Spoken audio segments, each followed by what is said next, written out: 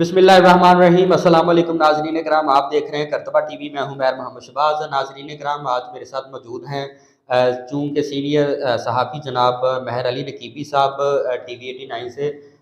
महर साहब, बहुत बहुत शुक्रिया आपका प्रोग्राम में तशरीफ़ आने के लिए। सर, क्या सूरत हाल बन रही है आजकल? आज़ादी सहाफ़त पर जो शबनून मारा जा रहा है, इमरान रियाज भाई आपके और मेरे दोनों के फेवरेट हैं, तो फिर से गिरफ्तारी। शिवाय भाई, सबसे पहले तो आपका बहुत शुक्रिया कि आपने इस टॉपिक के लिए मुझे बुलाया। और दूसरी बात आपने जो कि सीनियर सहाफ़ी, तो मैं सीनियर सहाफ़ी तो नहीं हूँ, एक छोटा सा सहाफ़ी हूँ। बस कोशिश करते हैं अपनी तरफ से। आपको याद होगा, इससे पहले जब इमरान रियाज खान साहब को गिरफ्तार किया गया था, तो सबसे पहले जब उनको गिरफ्तार किया था तो उनको छोड़ दिया था। थोड़े दिन बाद जब अवाम का रिएक्शन आया तो उनको छोड़ दिया गया। उसके बाद जब दोबारा गिरफ्तार किया गया तो उनको तकरीबन कोई 8-9 महीने के लिए उनको अंदर रखा गया। जो भी मामला हुए पूरी दुनिया ने देखा।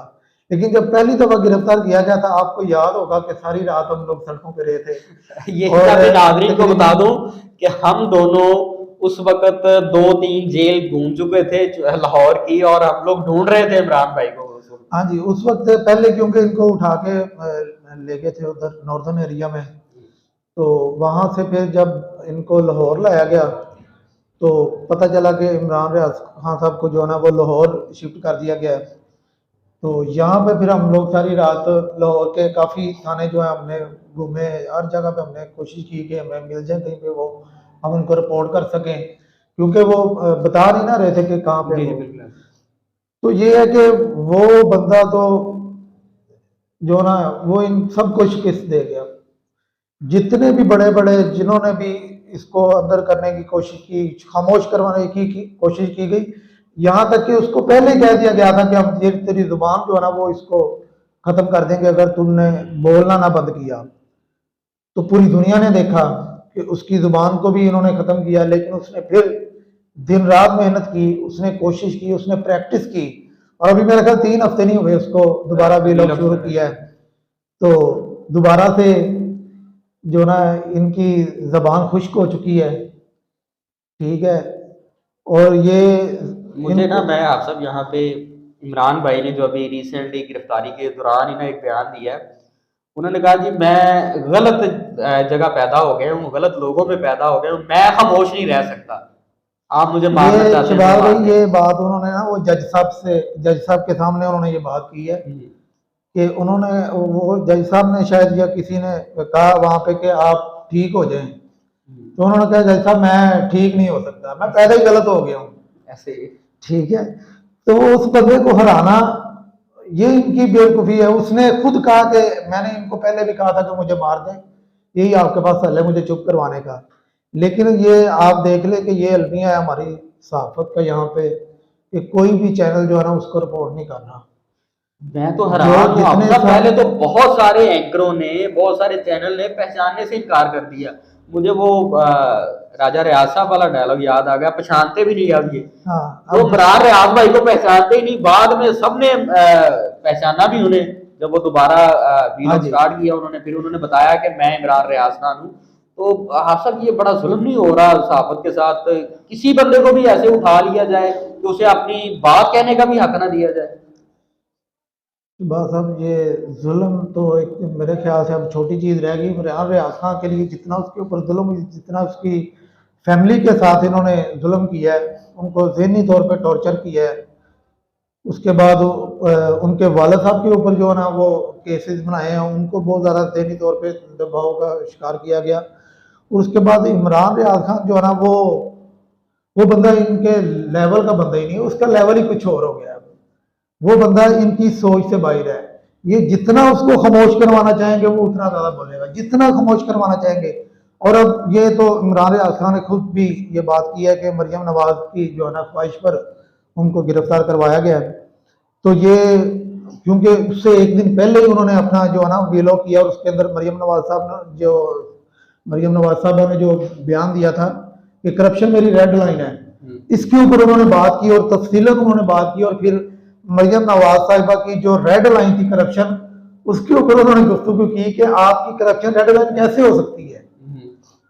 जबकि पनामा और दीगर केसेस जो है ना करप्शन का अंबार लगा हुआ है, एक पहाड़ खड़ा किया हुआ आपने सबसे बड़ी करप्शन का। चीज तो ये इलेक्शन है ना, वही हाँ करप्ट जी। करके तो वो जो वज़ीर-ए-आला और जो बनी। बात उसको मरियम नवाज को ज्यादा तंग किया ना, वो ये था कि जो इमरान रियाज खान ने उसके अंदर इस बात के अंदर जो लाइन उसने कही, उसने कहा जब तक ये अपनी सीट पर बैठी रहेगी मैं आपको इसकी करप्शन के बारे में बताता रहूंगा। तो अब उसको ये था कि ये तो अब मैं सब आपके लिए और हम जैसे छोटे मोटे साथियों के लिए ये तो एक इंडिकेटर हो गया ना कि हम केपीके का वीजा अप्लाई कर रहे हैं अब, सर अगर जी, बचना है तो। सर जी थोड़े मेरे वगैरह साहबी तो कुछ भी नहीं है थे। अच्छा, हाँ जी, ऐ ते मतलब कि एक इशारा करने तो ਤੁਹਾਡੇ ਮੇਰੇ ਸਾਹਬੀ सुबह लबर भी ना, सुबह की एक सेकंड लगे थे वही मैं बात कर रहा हूँ, केपी के हाँ। शिफ्ट हो जाए। हाँ उधर ही जाना पड़ेगा उधर गड्ढा मुर्दा हुआ है ने आप ही सामने लेंगे। कम से कम वहाँ की जो हाई कोर्ट है वो कम से कम फैसले तो दे रही है ना, यहाँ पे तो फैसले नहीं होते। अब ये इमरान रियाज भाई गिरफ्तार हो गए, अब देखे फैसले कितनी सर देर जी बाद होते जिसकी हैं। लाठी उसकी भैंस, ਉੱਥੇ ਉਹਨਾਂ ਦੀ ਪਠਾਨਾਂ ਦੀ ਹਕੂਮਤ ਹੈ ਤੇ ਉਹਨਾਂ ਨੇ ਆਪਣੇ ਤਰੀਕੇ ਨਾਲ ਜਦੋਂ ਹਕੂਮਤ ਨੂੰ ਚਲਾਉਣਾ ਹੈ ਤੇ ਫੈਸਲੇ ਵੀ ਉੱਥੇ ਉਹਨਾਂ ਦੇ ਮੁਤਾਬਕ ਹੀ ਹੋਣਗੇ। ਇੱਥੇ ਨਿਜ਼ਾਮ ਸਾਰਾ ਹੀ ਅੱਲਾ ਦੇ ਵਾਲੇ ਆ। ਮੈਂ ਤਾਂ ਇਹ ਕਹਾਂਗਾ ਨਿਜ਼ਾਮ ਹੀ ਜਿਹੜਾ ਨਾ ਉਹ ਪੂਰੇ ਮੁਲਕ 'ਚ ਨਿਜ਼ਾਮ ਕੋਈ ਨਹੀਂ। सर बेहतरी की गुंजाइश है। ਦੇਖੋ ਉਮੀਦ ਲਾ ਕੇ ਬੈਠੇ ਆ ਇੱਥੇ, ਉਮੀਦ ਨਾ ਹੁੰਦੀ ਤੇ ਇੱਥੇ ਕਿੱਥੇ ਹੋਣਾ ਸੀ, ਅਸੀਂ ਪਾਕਿस्तान 'ਚ ਰਹਿਣਾ ਸੀ। मेरे पीरो उम्मीद मुर्शद बाबा जी सरकार फरमाते हैं कि वो वक्त दूर नहीं जब पाकिस्तान की हाँ और ना में अक़वाम आलम के फैसले हुआ करेंगे, और हम लोग शायद इसी उम्मीद पर हैं कि अल्लाह ताला हमें वो दिन दिखाए और वो दिन देखने नसीब हो। बाकी आप सब आपका बहुत शुक्रिया, आपने टाइम निकाला और इंशाल्लाह बाबा जी की आपने बात की, सूफी बरकत अली लुधियानवी साहब, और बड़े लोग कहते थे कि ये इलेक्शन से पहले कि मियाँ नवाज शरीफ साहब जो है ना वो वज़ीर आज़म बनेंगे, तो ये बाबा जी का जो है ना एक बयान था कि मियाँ साहब जो है ना वो 3 दफ़ा वज़ीर आज़म बनेंगे, चौथी दफ़ा ये वज़ीर आज़म नहीं बन सकेंगे। और बाबा जी की वो बात पूरी हुई। मियाँ साहब ने बड़ा जोर लगाया, लेकिन मियाँ साहब के जो भाई हैं ना, छोटे मियाँ साहब, छोटे मियाँ साहब, वो मियाँ साहब ने गद्दारी की है बड़े मियाँ साहब से। जी जी, और ये आपको आने वाले दिनों में पता लगेगा जब छोटे मियाँ साहब जरदारी साहब के साथ बैठेंगे और मिलकर फैसले करेंगे और बड़े मियाँ साहब दोनों का मुंह देखेंगे ये हो क्या रहा है। लंदन चले जाएंगे या नहीं मेरा नहीं ख्याल नहीं, मेरा नहीं ख्याल कि लंदन जाने देंगे। अच्छा, हाँ जी, यहीं पे रह के क्योंकि वो लंदन जाएंगे तो वो इनके लिए ज्यादा खतरनाक हो जाएंगे। यहीं पर उनको रख के तो काबू किया जा सकता। एक छोटी सी चीज और ऐड करना चाहूंगा, ट्विटर पर भी पाबंदी लगा दी है, पक्का पक्का बैन करने का इरादा है या वीपीएन के साथ यूज करती रहेगी पब्लिक? देखेंगे ये तो उनकी मर्जी है, जब तक वो उनका दिल चाहेगा करेंगे, जब उनको लगेगा हालात हमारे लिए जो है ना जब तक साजगार नहीं हो जाते। मेरा ख्याल है कि जब तक ये असम्बलियाँ बन जाएंगी उनके लिए उनको लगेगा कि अब सेट है मामला, तो उसके बाद ये खोल देंगे, ये ज़्यादा देर नहीं बंद रख सकते इसको। तो मुझे एक आखिरी सवाल का जवाब देते, कमिश्नर जो है पिंडी का, अब उसका ज़हनी तवाज़ुन ठीक है या पहले ठीक था? उसका ज़हनी तवाज़ुन पहले भी ठीक था और उसका ज़हनी तवाज़ुन अब भी ठीक है। और मैं आपको ये बड़े वसूख के साथ कह रहा हूँ कि ये जो बयान उसका उसके साथ मंसूब किया जा रहा है, ट्विटर जो बाद वाला बयान है वो उसका बयान नहीं है। अच्छा सर, वो उसका बयान ही नहीं है, वो उसके मोबाइल से या कैसे भी करके उसके अकाउंट से वो किया गया है, उसका अपना बयान नहीं है। वो अभी भी अपने पहले वाले बयान पर कायम है, डटा हुआ है। डटा हुआ है, वो कायम है। वो अभी भी कहता है कि मैं मर जाऊंगा लेकिन अपने बयान से नहीं फिरूंगा। और अभी आपको आप देख लीजिएगा जब तक वो उसका वही बयान रहेगा वो सामने भी नहीं आएगा। अभी तक किसी को क्या पता है वो कहाँ पे है, कोई पता नहीं है। पाकिस्तान में यही तो अलमी है, जो उठाया जाता है पता नहीं चलता उसने कहाँ। गिरफ्तारी दी थी ना, खुद उसने गिरफ्तारी दी थी, लेकिन उसको कहीं पर किसी अदालत में किसी कमीशन के सामने कोई पेश नहीं किया गया। जो कमेटी बनी है इलेक्शन कमीशन की उसके सामने कहाँ पे पेश किया गया। चलिए आप सब बहुत शुक्रिया, आपने अपना पॉइंट ऑफ व्यू रखा है। जी नाज़रीन, ये था हमारा आज का प्रोग्राम। उम्मीद है प्रोग्राम आपको पसंद आया होगा। कमेंट सेक्शन में अपनी राय का इजहार ज़रूर कीजिएगा। मुझे दीजिए इजाज़त, अल्लाह हाफ़िज़।